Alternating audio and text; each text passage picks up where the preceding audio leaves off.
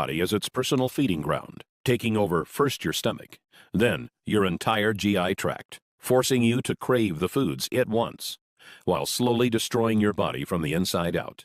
Governments are finally admitting that this is real. Measures have been proposed in New York and the country of Mexico to try and stop it. But by the time you watch this, it may already be too late. My name is Craig Capetta.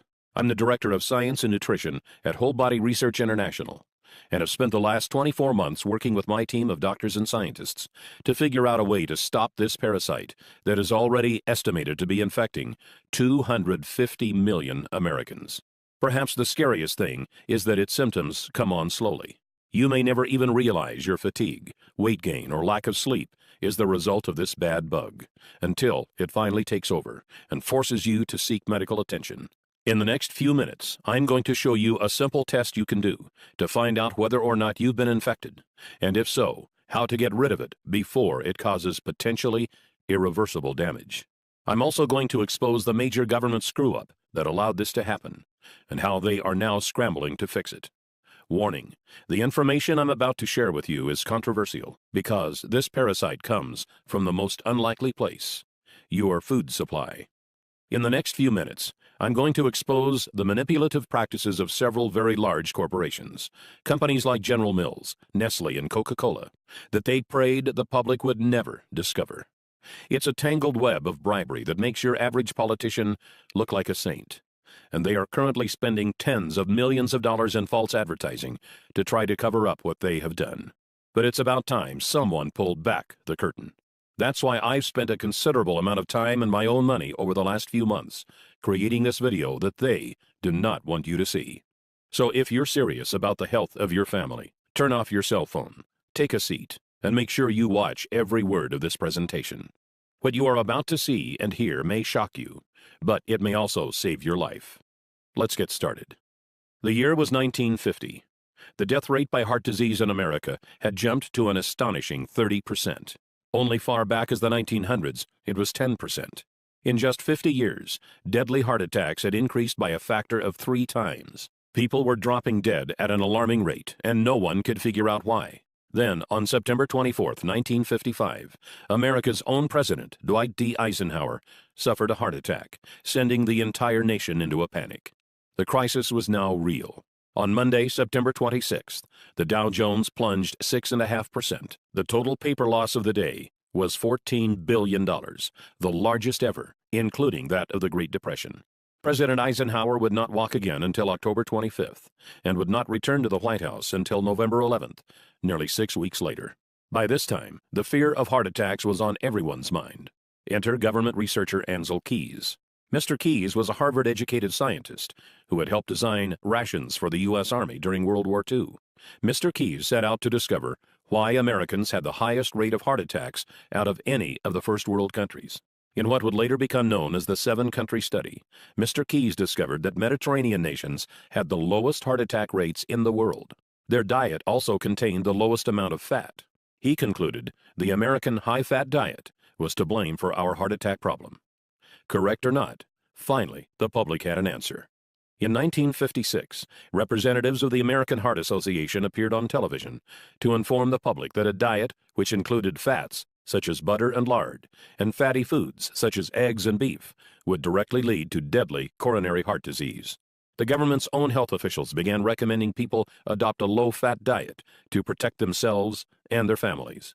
Brochures on how to eat low-fat were passed out in schools. No one wanted to suffer the same fate as the president, or worse, drop dead. Most were fine with Mr. Keys' reasoning. He became a celebrated hero and was even put on the cover of Time magazine, though he himself would many years later change his own opinion on the matter. For the time, a low-fat diet was universally accepted as the only surefire heart attack fix. Yet there was one sector that wasn't happy with this, and that was the big food conglomerates. You see, previous to Keys' findings, their favorite way to flavor their foods was by adding more fat. Food scientists had discovered that fat was a flavor carrier. It could deliver taste and odor compounds from different parts of food, and provided texture and mouthfeel that made food taste better. Without fat, food tasted like cardboard. But now, the public was demanding their foods be low-fat. Processed and canned foods began to go uneaten as people turned to more natural, lower-fat alternatives. If it didn't say low fat on the label, people stopped buying it. The conglomerates scrambled to find new recipes that would allow them to call their products low fat, yet still taste good. Food scientists were called in by the dozens, and finally they discovered something even better. You see, unlike fat, this new flavor additive was actually addicting. It goes by many different names, but you may know it best as refined sugar. Did the food industry know it was dangerous? Even many doctors of the 1950s would argue they certainly did. As far back as 1808, studies had been done proving sugar was not only unhealthy, but actually toxic. Believe it or not, sugar manufacturers were pulling PR stunts back then, as they do today. In 1808, the Committee of West India, a large sugar conglomerate of the time, appeared before the British House of Commons to offer a prize of 25 guineas, about $1,000 in today's coin, to anyone who could show an experiment that proved sugar was good for feeding and fattening cows, hogs, and sheep. Food for animals has always been expensive. Sugar was extremely cheap, so many farmers took on the challenge, hoping for good results. The 25 guineas would be just a bonus to the new, cheaper food supply. But as you may have guessed, the attempts were a disaster. Many resulted in the death of livestock. One member of Parliament, John Kirwan, took on the challenge himself, trying to feed sugar and molasses to his calves.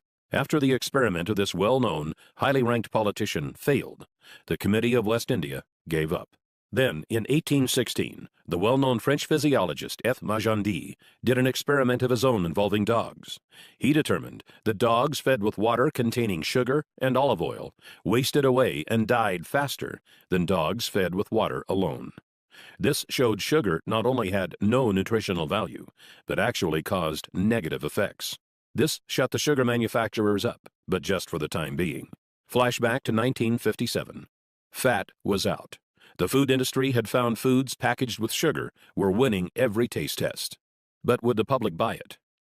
As recently as the 1930s, Dr. Weston A. Price, a research dentist from Ohio, had traveled around the world observing different cultures and their diets.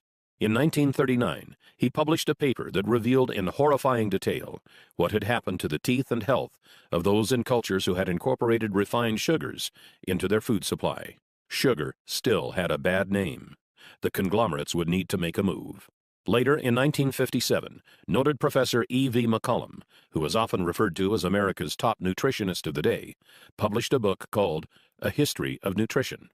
In it, he argued that despite there being dozens of experiments done since the 1800s, proving sugar was bad for human consumption, those experiments were all flawed due to human error. This book was published and marketed with the same ferocity you see with bestsellers today. But where did it come from? No scientist has his own money to publish a book on such a grand scale. And let's face it, A History of Nutrition? It's not a title that will make a book fly off the shelves. A look inside the book revealed it was published and marketed by a company called the Nutrition Foundation, Incorporated. Who was the Nutrition Foundation? I'm glad you asked. It happened to be a front organization for the leading sugar conglomerates of the time, including the American Sugar Refining Company, Coca-Cola, Pepsi-Cola, Curtis Candy Company, General Foods, General Mills, Nestle, Pet Milk Company, and Sunshine Biscuits, about 45 companies in all. And did the Americans buy it? Oh boy, did they ever. Sales of processed foods skyrocketed. All they had to do was put low fat on the label, then dump in a bunch of refined sugar, and it would sell like crazy. A 2012 study by Dr. Robert Lustig of the University of California, San Francisco, revealed that sugar is just as addictive to the human brain as cocaine, setting off the same dopamine triggers and forcing us to crave more and more of it. So it was only natural that humans would begin to consume the new sugared products at a feverish rate. The food conglomerates responded to the increasing sales by using even more sugar. It began to find its way into foods you would never expect, like hot dogs, yogurt, spaghetti, and breads. As the decades passed, obstacles would spring up, but each time, the conglomerates had an answer.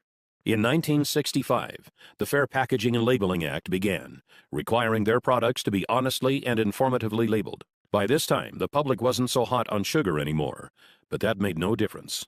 The conglomerates simply hid the sugar by putting it into new forms and creating new names.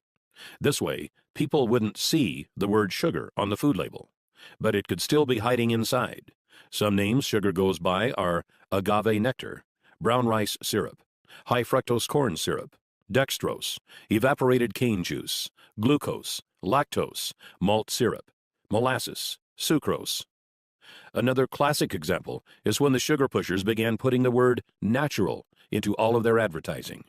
Made from natural ingredients became their slogan, but all refined sugars are made from natural ingredients. So is cocaine and heroin.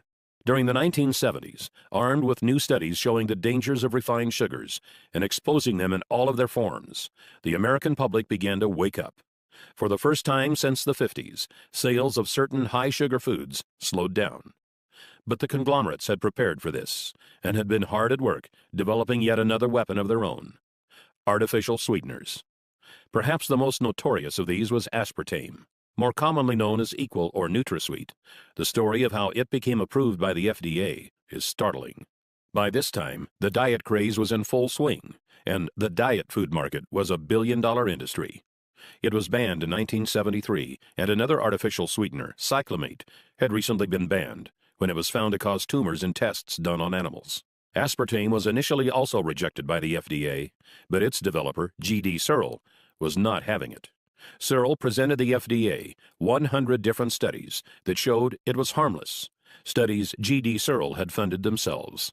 Why not? They knew if they could get it approved, they would make billions.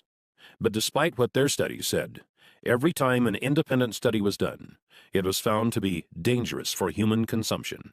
For the first time in history, the FDA sought criminal investigation into a food manufacturer for misrepresenting the safety tests of a product. What the investigation revealed was shocking. Deceased lab animals from the tests were not autopsied for months or even years after their deaths, so that rotting would render any tumor data inaccurate. Other animals were found to have tumors cut out and thrown away. Then the animals with the removed tumors were labeled as normal. Obvious tumors were labeled as normal swelling. The FDA easily ruled that aspartame would not receive final approval. But what would follow was a set of dirty political tricks that must have made Abraham Lincoln roll over in his grave. G.D. Searle first arranged to actually hire the U.S. attorney who was leading the investigation. Samuel Skinner first resigned from the U.S. Attorney's Office, stalling the investigation, then went to work for Searle. Later that year, Donald Rumsfeld was hired on as CEO of Searle. Yes, the same Donald Rumsfeld that was Secretary of Defense during the Bush administration. He appointed several political buddies to top management positions and proclaimed he would get aspartame approved within 1 year. At the time, Reagan had just been elected, and Rumsfeld was part of Ronald Reagan's transition team, who was in charge of choosing a new FDA commissioner. They appointed a man named Arthur Hall Hayes, Jr. One of Arthur Hayes' first acts as FDA commissioner was to appoint a 5-person panel to review the final decision to reject aspartame. 3 of the 5 panel members still voted not to approve it, citing the animal tumors as a big concern. So what did Hayes do? Simple. He appointed a 6th member to tie the vote at 3-3. Then Hayes, a man who knew nothing of food additives, decided he as a commissioner should get a vote also.